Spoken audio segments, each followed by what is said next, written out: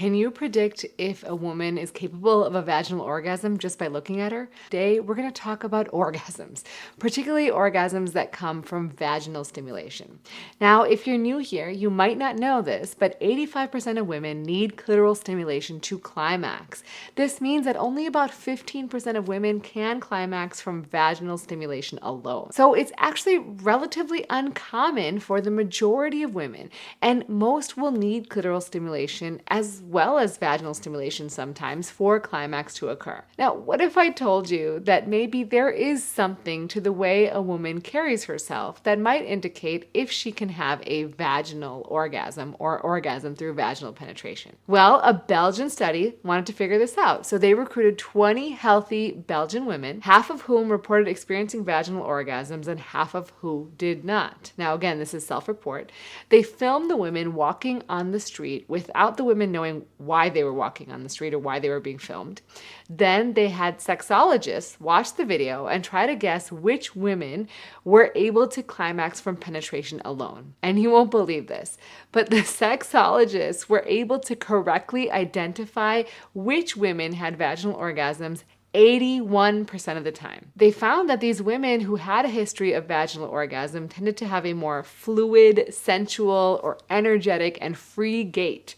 They had more pelvic and vertebral rotation and a longer stride length. In comparison, women who didn't have a vaginal orgasm had a gait that was more flaccid and locked. This might suggest that a way a woman walks is providing clues about her sexual response and function. Now, in your head, this might be totally unrelated, but your pelvic floor is engaged, you have anatomic variations and psychological factors that play a role in your gait. So, when you think about your pelvic floor, you're using it with every step you take. So if it's functioning normally, you're probably having more orgasms and your gait is probably more free.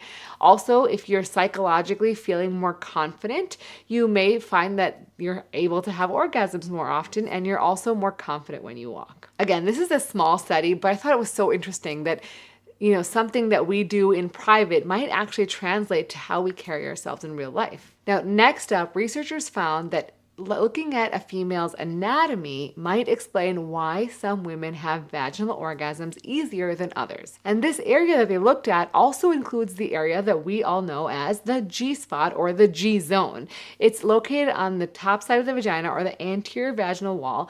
It's about 2 to 3 inches inside the vagina. And this area is particularly rich in blood vessels, nerve endings, and includes the Skene's glands. The Skene's glands are essentially homologous to the male prostate. And these areas do have nerve endings that can be deemed pleasurable when they are stimulated in some way. Another point is this area, when you're stimulating it, can indirectly also stimulate the clitoral shaft. For those of you who are new here and have probably never heard the term clitoral shaft, the clitoris, the part that you see, is just the head of the clitoris, just like the head of the penis. But just like men have a shaft of their penis, women also have a clitoral shaft or an extension of the clitoris that goes deep into the pelvis, very similar to male anatomy. And so when you are stimulating that anterior vaginal wall, then you will also potentially putting pressure on the clitoral shaft, which can then elicit pleasure. So this space that I'm talking about that the researchers looked at was the entire space between the urethra, or where the urine comes out of, and the vaginal wall. And this is called the urethral vaginal area, which again includes the G zone. So there were 2 studies that looked at this area, and they wanted to see if there was any anatomical variation in this particular area in women who had vaginal orgasms. So in the first study, researchers recruited 20 healthy women. 9 had vaginal orgasm and 11 did not. And they used high-resolution ultrasound to measure the thickness of this space. And what they found was actually pretty interesting. This space was significantly thicker in women who were able to have vaginal orgasms compared to those who could not. Specifically, the numbers were that the median thickness of the urethrovaginal space was 12.4 millimeters in women who have vaginal orgasms compared to 10.4 millimeters in women without. Now, this might sound like a really small number, but it's a really small space. So 2 millimeters is a pretty big difference. Now, they looked at different segments of the space, meaning was it distal, middle, or proximal of the vagina, and they found that they were thicker all throughout in women who experienced vaginal orgasms. And they found that the greatest thickness was actually of the distal segment, meaning closest to the opening of the vagina, where again the G zone lies. Now, the researchers thought that this difference in anatomy might be that there is more nerves, blood vessels, or larger glandular structures like the Skene's glands in this area, which are likely playing a key role in the physiology of being able to obtain a vaginally stimulated orgasm.